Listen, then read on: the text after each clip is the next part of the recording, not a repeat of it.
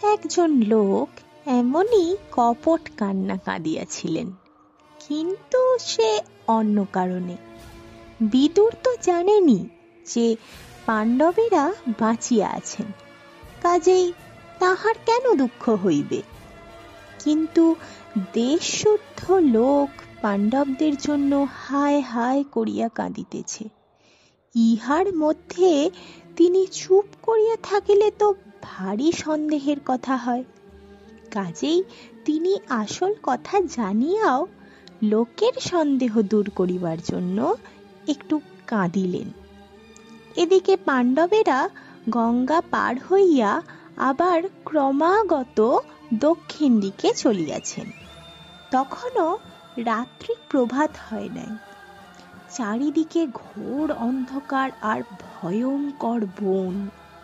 পিপাসায়, পরিশ্রমে আর ঘুমে ভীম ছাড়া আর সকলেই নিতান্ত কাতর।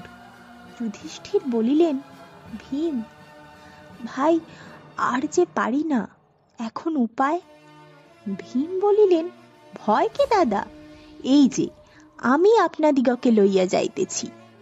এই বলিয়া তিনি পূর্বের ন্যায় সকলকে বহিয়া লইয়া ছুট দিলেন। ভীম সেদিন কি ভয়ানক বেগেই চলিয়াছিলেন। তাহার দাপটে গাছ ভাঙে, মাটি উড়ে, আর যুধিষ্ঠিরেরা তো প্রায় অজ্ঞান। বনের পর বন পার হইয়া যাইতেছেন, তবুও তাহার বিশ্রাম নাই। রাত চলিয়া গেল, তারপর সমস্তটা দিন চলিয়া গেল। সন্ধ্যার সময় একটা বনের ভিতর আসিয়া ভীম থামিলেন। ক্রমে ঘোর অন্ধকার আসিল, ঝড় উঠিল, চারিদিকে বাঘ ভাল্লুক ডাকিতে লাগিল। কিন্তু পাণ্ডবেরা আর কিছুতেই চলিতে পারেন না। কাজেই সেখানে বিশ্রাম করা ভিন্ন আর উপায় নাই। এমন সময় কুন্তী বলিলেন, আর তো পারি না, পিপাসায় যে প্রাণ গেল। মায়ের দুঃখ ভীমের সহ্য হয় না, অথচ সে পোড়া বনে জল বা ফলমূল কিছুই নাই। কাজেই তিনি আবার সকলকে লইয়া আর একটা সুন্দর বনে গিয়া উপস্থিত হইলেন। সেখানে এক প্রকাণ্ড বটগাছের তলায় তাহাদিগকে রাখিয়া তিনি বলিলেন, এইখানে তোমরা বিশ্রাম করো, ওই সারসের ডাক শোনা যাইতেছে, জল কাছেই পাইব। ভীম সারসের ডাক শুনিয়া খুঁজিতে খুঁজিতে 2 ক্রোশ দূরে একটা জলাশয়ে উপস্থিত হইলেন। সেখানে স্নান আর জলপানের পর আর সকলের জন্য জল লইয়া আসিয়া দেখেন তাহারা ঘুমাইয়া পড়িয়াছে। হায়, রাজরানী, রাজার ছেলে, তাহারা কিনা আজ মাটিতে গড়াগড়ি যাইতেছেন। দুঃখে ভীমের চোখে জল আসিল। তখন শত্রুদিগের হিংসার কথা ভাবিয়া তিনি রাগে কাঁপিতে কাঁপিতে বলিলেন, দুষ্ট দুর্যোধন, তোর বড় ভাগ্য যে দাদা আমাকে বলেন না, নহিলে আজই তোদের সকলকে যমের বাড়ি পাঠাইতাম। বলিতে বলিতে ভীমের জ্বরের মতো নিঃশ্বাস বহিতে লাগিল। এত কষ্টের পর সকলে ঘুমাই গেছেন, কাজেই তাহাদিগকে জল খাওয়াইবার জন্য জাগাইতে ভীমের ইচ্ছা হইল না। তিনি জল হাতে করিয়া সেইখানে পাহারা দিতে লাগিলেন। সেই বনের কাছে এক প্রকাণ্ড শাল গাছের উপরে হিড়িম্ব নামে একটা বিকট রাক্ষস থাকিত। তাহার তাল গাছের মতো বিশাল দেহে ভয়ানক জোর, আগুনের মতো চোখ, জ্বালার মতো মুখ, মূলার মতো দাঁত, গাধার মতো কান, ঝাঁকড়া তামাটে চুলদারি, বেলুনের মতো প্রকাণ্ড ভুঁড়ি। অনেক দিন মানুষের মাংস খায় নাই, তাই পাণ্ডব দিগকে দেখিয়া তাহার মুখে জল আর ধরে না। সে খালি মাথা চুলকায় আর হাই তোলে, আর বারবার তাহাদিগকে চাহিয়া দেখে। শেষে আর থাকিতে না পারিয়া সে তাহার বোন হিড়িম্বাকে বলিল, বাহ, কি মিঠারে গন্ধ! ও বহিন, ঝাট করে ধরে লিয়ে আয়, মোরা খাবো, আর পেট মে ঢাক পিট্টায়কে নাচবো। হিড়িম্বা তাহার কথায় পাণ্ডবদের কাছে আসিল, কিন্তু রাক্ষসের মেয়ের প্রাণেও দয়া মায়া খুব থাকিতে পারে। পাণ্ডবদিগকে মারিবার কোনো চেষ্টা করা দূরে থাকুক, বরং সে আসিয়াই ভীমকে সকল কথা জানাইয়া বলিল, শীঘ্র সকলকে জাগাও, আমি তোমাদিগকে রাক্ষসের হাত হইতে বাঁচাইয়া দিতেছি। ভীম বলিলেন, আমি রাক্ষসকে ভয় করি না। ইহারা অনেক পরিশ্রমের পর ঘুমাইয়াছেন, ইহাদিগকে কি এখন জাগানো যায়? না হয় তোমার ভাইকে পাঠাইয়া দাও, আমার তাহাতে আপত্তি নাই। এদিকে রাক্ষসের আর বিলম্ব সহ্য না হওয়ায় সে নিজেই আসিয়া উপস্থিত। তাহাতে হিড়িম্বা নিতান্ত ভয় পাইয়া বলিল, শীঘ্র তোমরা আমার পিঠে উঠো, আমি এখনো তোমাদিগকে লইয়া আকাশে উড়িয়া যাইতে পারি। ভীম বলিলেন, তোমার কোনো ভয় নাই, আমার গায়ে ঢের জোর আছে, মানুষ বলিয়া আমায় অবহেলা করিও না। হিড়িম্বা বলিল, ওই দুষ্ট মানুষকে ধরিয়াই মারিয়া ফেলে, তাই আমি ভয় পাই, তোমাকে অবহেলা করিতেছি না।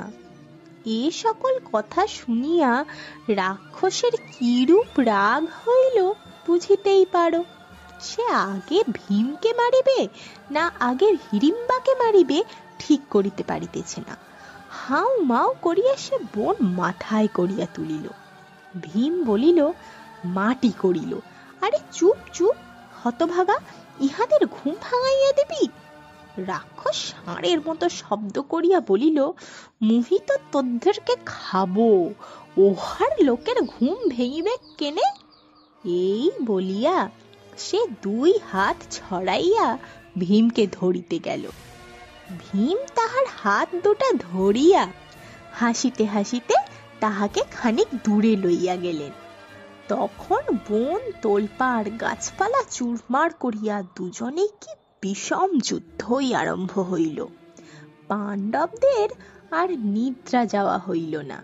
হিড়িম্বা সেইখানে বসিয়াছিল। কুন্তী চক্ষু মেলিয়া তাহাকে দেখিয়া যার পর নাই আশ্চর্যের সহিত জিজ্ঞাসা করিলেন, মা, তুমি কি এই বনের দেবতা না কোনো অপ্সরা? এমন সুন্দর তো আমি কখনো দেখি নাই। তুমি কে? কি জন্য আসিয়াছ? হিড়িম্বা বলিল, মা, আমি রাক্ষসের মেয়ে, আমার নাম হিড়িম্বা, আমার দাদা হিড়িম্ব, আর আমি এই বনে থাকি। আপনাদিগকে দেখিয়া দাদা বলিল, উহাদিগকে ধরিয়া আন, খাইব।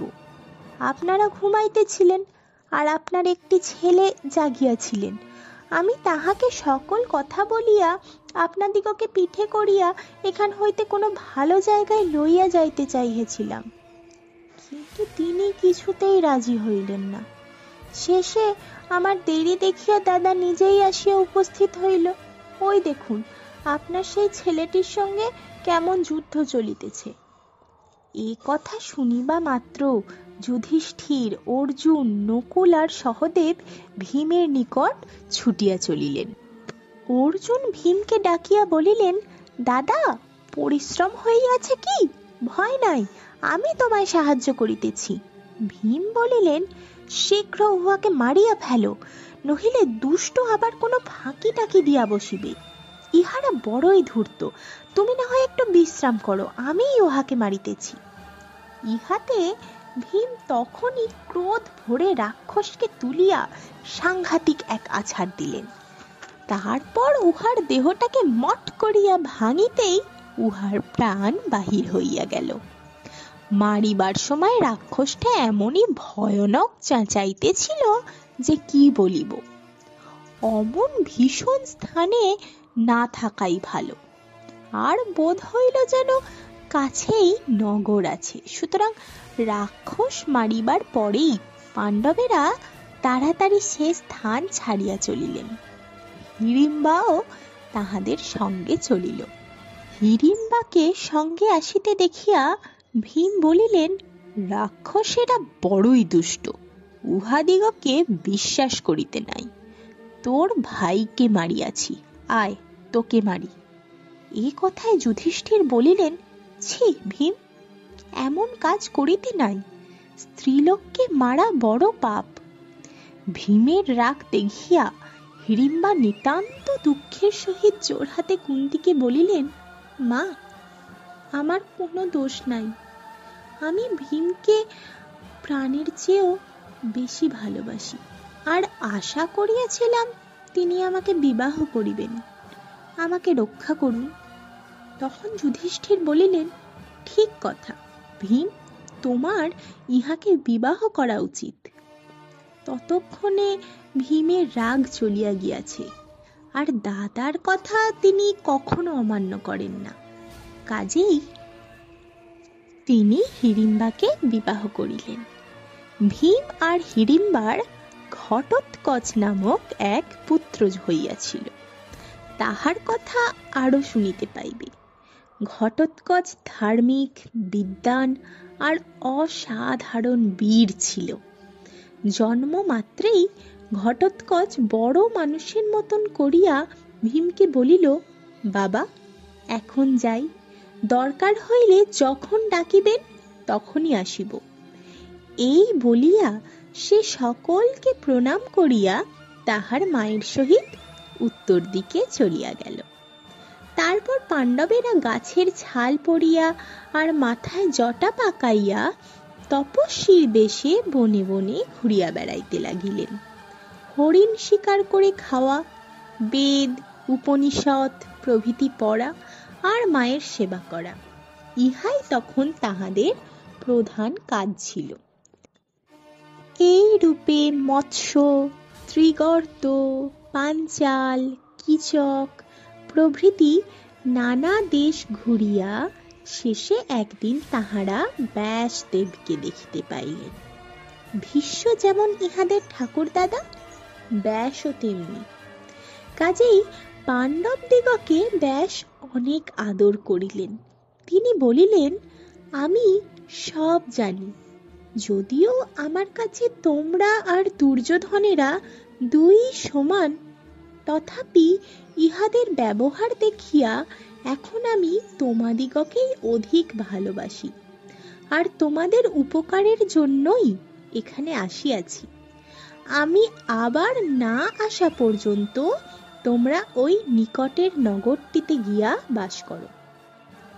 এই বলিয়া ব্যাস পাণ্ডব দিগকে একচক্রা নামক একটি নগরে পৌঁছাইয়া দিয়া কুন্তিকে বলিলেন, মা, আমি নিশ্চয় করিয়া বলিতেছি, তোমার পুত্রেরা সমস্ত পৃথিবী জয় করিয়া পরম সুখে দিন কাটাইবে। ব্যাস তাহাদিগকে এক ব্রাহ্মণের বাড়িতে রাখিয়া চলিয়া গেলেন। 1 মাস পরে তাহার ফিরিয়া আসিবার কথা রহিল। সেই ব্রাহ্মণের বাড়িতে পাণ্ডবেরা বাস করিতে লাগিলেন। দিনের বেলা 5 ভাই ভিক্ষা করিয়া আর নানা স্থান দেখিয়া বেড়ান। সন্ধ্যা হইলে মায়ের কাছে ফিরিয়া আসেন। ভিক্ষার জিনিসগুলির সমান 2 ভাগ হয়। ইহার 1 ভাগের সমস্তই ভীম খান, অপর ভাগ আর 5 জনে বাটিয়া খান। এই রূপে দিন যায়। ইহার মধ্যে একদিন কি হইল শুনো। সেদিন যুধিষ্ঠির, অর্জুন, নকুল আর সহদেব ভিক্ষায় বাহির হইয়াছেন। ভীমের সেদিন যাওয়া হয় নাই, তিনি মায়ের কাছেই রহিয়াছেন। ইহার মধ্যে হঠাৎ সেই ব্রাহ্মণের বাড়িতে ভয়ানক কান্না উঠিল। কান্না শুনিয়া কুন্তি ভীমকে বলিলেন, না জানি ব্রাহ্মণের কি ভয়ানক বিপদ উপস্থিত হইয়াছে। ইনি আমাদিগকে এত স্নেহ করেন, আমরা কি ইহার কোনো উপকার করতে পারি না বাবা? ভীম বলিলেন, মা, তুমি জানিয়া আইসো বিষয়টা কি, সাধ্য হইলে অবশ্য ব্রাহ্মণের উপকার করিব। কথা শেষ হইতে না হইতেই আবার সেই কান্না। তখন কুন্তি ব্যস্তভাবে ছুটিয়া বাড়ির ভিতর গিয়া দেখিলেন ব্রাহ্মণ স্ত্রী, কন্যা আর পুত্র লইয়া কাঁদিতে কাঁদিতে কহিতেছেন, হায়, কেন বাঁচিয়া আছি, বাঁচিয়া থাকায় কি সুখ, আমি আগেই এখান হইতে চলিয়া যাইতে চাহিয়াছিলাম, গিন্নি তুমি তো দিলে না, তোমার বাপের বাড়ি বলিয়া এ স্থান ছাড়িতে তোমার কষ্ট হইয়াছিল, তাহার ফলে দেখো এখন কি কষ্ট উপস্থিত। হায় হায়, আমি কাহাকে ছাড়িব, আর তোমাদিগকে বিপদে ফেলিয়া নিজেই বা কি করে যাইব, তাহার চেয়ে চলো আমরা সকলেই একসঙ্গে মরি। তাহা শুনিয়া ব্রাহ্মণী বলিলেন, ওগো, তুমি এমন কথা বলিও না, তোমরা থাকো, আমি যাই, তুমি গেলে আমরা কেহই বাঁচিব না, আমি গেলে তুমি মেয়েটিকে আর ছেলেটিকে মানুষ করিতে পারিবে। বাপ মায়ের কথা শুনিয়া মেয়েটি বলিল, মা, বাবা, তোমরা কেন কাঁদিতেছ, আমি যাহা বলিতেছি তাহা করো। দেখো বাবা, আমাকে আর তোমরা কয়দিন রাখিতে পারিবে, বিবাহ হলে তো আমি তোমাদিগকে ছাড়িয়া যাইব, তাহাই যদি হইল তবে এখনই কেন আমি যাই না, তোমরা কেহ গেলে কি ভাইটি বাঁচিবে, ভাবিয়া দেখো, আমি গেলে সকল দিকে রক্ষা হয়। তখন ব্রাহ্মণ আর ব্রাহ্মণী মেয়েটিকে জড়াইয়া ধরিয়া আরো ভয়ানক কাঁদিতে লাগিলেন।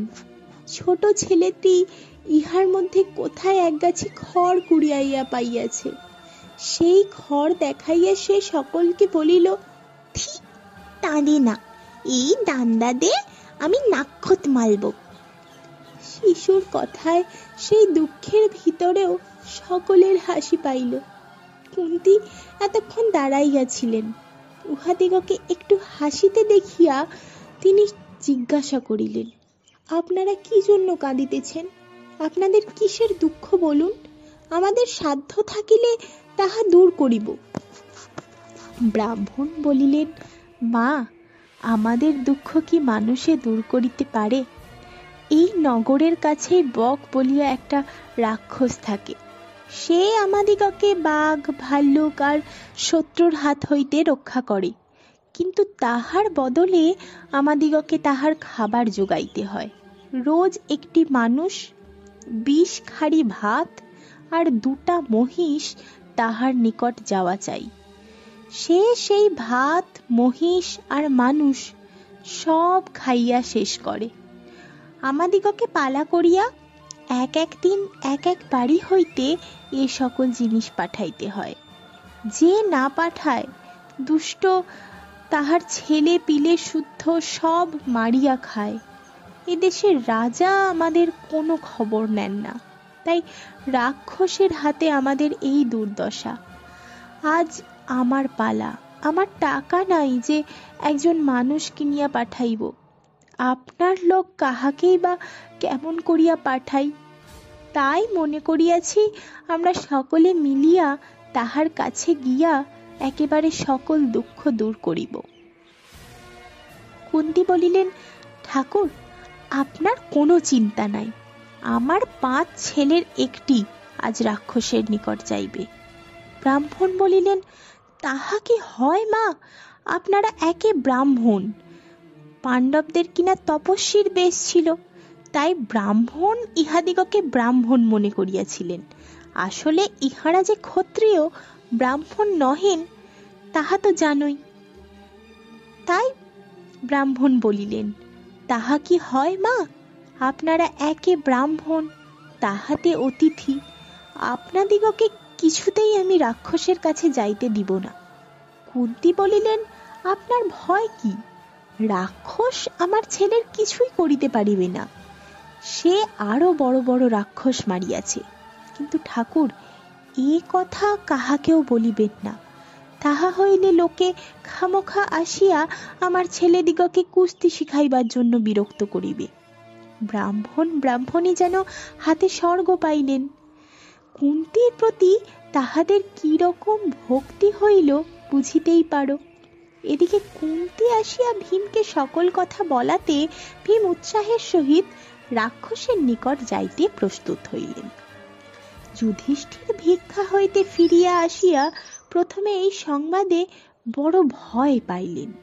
তিনি বলিলেন, মা, তুমি কি পাগল হইয়াছ যে ভীমকে এমন কাজে পাঠাইতে রাজি হইলে? ভীমের যদি কিছু হয় তবে আমাদের কি দশা হইবে? কুন্তি বলিলেন, ভীমের গায়ে 10,000 হাতির জোর, সে যে সকল কাজ করিয়াছে তাহা দেখো নাই? এই সব কথা জানিয়া শুনিয়া ব্রাহ্মণের উপকার না করা ভালো বোধ হয় না। তখন যুধিষ্ঠির বলিলেন, মা, তুমি ঠিক বলিয়াছ, ভীমের যাওয়াই উচিত। পরদিন ভোরে ভীম রাক্ষসের খাবার লইয়া বনে গিয়াছেন। গিয়া তিনি ডাকিতে লাগিলেন, কোথায় হে? বক কাহার নাম? ও বক, খাবে নাকি? এসো গো। ডাকিতেছেন আর এদিকে নিজেই ভাত খাইয়া শেষ করিতেছেন। ডাক শুনিয়া রাক্ষস দাঁত কড়মড় করিতে করিতে হাজির। কি বিকট চেহারা! এক কান হইতে আর এক কান পর্যন্ত তাহার খালি দাঁত। একেই তো রাগিয়া আসিয়াছে, তাহার পর আবার আসিয়া দেখে ভীম তাহার ভাত প্রায় শেষ করিয়াছেন। কাজেই বুঝিতেই পারো। সে গর্জন করিয়া বলিল, মোর ভাতটি খাইছিস? তোকে জম ঘর পেঠাইবনি। কিন্তু তাহার কথা কে শোনে? ভীম খালি হাসেন আর খান। রাক্ষস 2 হাত তুলিয়া ভয়ানক শব্দে ভীমকে মারিতে চলিল। ভীম তখনও হাসেন আর খান। রাক্ষস 2 হাতে ধাই ধাই করিয়া প্রাণপণে তাহার পিঠে চাপড় মারিতে লাগিল। তিনি তবুও খালি হাসেন আর খান। তখন রাক্ষস এক প্রকাণ্ড গাছ তুলিয়া লইয়া ভীমকে মারিতে আসিল। ততক্ষণে ভীমেরও ভাত কয়টি শেষ হইয়াছে। তখন তিনি ধীরে সুস্থে হাত মুখ ধুইয়া হাসিতে হাসিতে রাক্ষসের হাত হইতে গাছটি কাড়িয়া লইলেন। তারপর দুজনের ঘোরতর যুদ্ধ উপস্থিত হইল। যুদ্ধ করিতে করিতে যখন গাছ আর রহিল না, তখন আরম্ভ হইল কুস্তি। দিন গেল, রাত্রিও যায় যায়, তবু যুদ্ধ চলিয়াছে। এই রূপে ক্রমে রাক্ষসকে কাবু করিয়া শেষে ভীম তাহাকে মাটিতে আছড়াইয়া ফেলিলেন। তারপর তাহার পিঠে হাঁটু দিয়া গলা আর কোমরের কাপড় ধরিয়া এমনই বিষম টান দিলেন যে সেই টানেই তাহার মেরুদণ্ড একেবারে 2 খান। তখনই চিৎকার আর রক্ত বমি করিতে করিতে রাক্ষস মরিয়া গেল। বকের চিৎকারে তাহার লোকজন সব ভয়ে কাঁপিতে কাঁপিতে ছুটিয়া আসিয়াছিল। ভীম তাহাদিগকে বলিলেন, খবরদার, আর মানুষ খাইতে পাইবি না, তাহা হইলে তোদেরও এমনি দশা করিব। তাহারা বলিল, ওরে বাপ্পো, মোরা আর কখনো মানুষ খাবনি। তখন হইতে উহারা ভদ্রলোক হইয়া গেল, আর মানুষ খায় না। এদিকে ভীম রাক্ষস মারিয়া চুপি চুপি চলিয়া আসিয়াছেন। সকালবেলা সকলে উঠিয়া দেখিল রাক্ষস মরিয়া পাহাড়ের মতো পড়িয়া আছে। সংবাদ পাইয়া এক চক্রার ছেলে বুড়ো পুরুষ মেয়ে সকলে ছুটিয়া তাহা দেখিতে আসিল। কিন্তু এমন ভয়ানক কাজ কাহার? সকলে বলিল, দেখো, কাল কাহার পালা গিয়াছে। পালা সেই ব্রাহ্মণের, আর কাহার হইবে? সকলে মিলিয়া ব্রাহ্মণকে জিজ্ঞাসা করিল, বলুন তো ঠাকুর, কিরকম হইয়াছিল? ব্রাহ্মণ বলিলেন, ঠিক কিরকমটি হইয়াছিল তাহা তো জানি না, আমরা কান্নাকাটি করিতেছিলাম। এমন সময় এক মহাপুরুষ আসিয়া দয়া করিয়া আমাদিগকে বলিলেন, তোমাদের কোনো ভয় নাই, আমি রাক্ষসের কাছে যাইব। বোধ হয় সেই মহাপুরুষ রাক্ষস মারিয়া থাকিবেন। এ কথায় সকলে অতিশয় আহ্লাদের সহিত নিজ নিজ ঘরে গিয়া দেবতার পূজা দিতে লাগিল।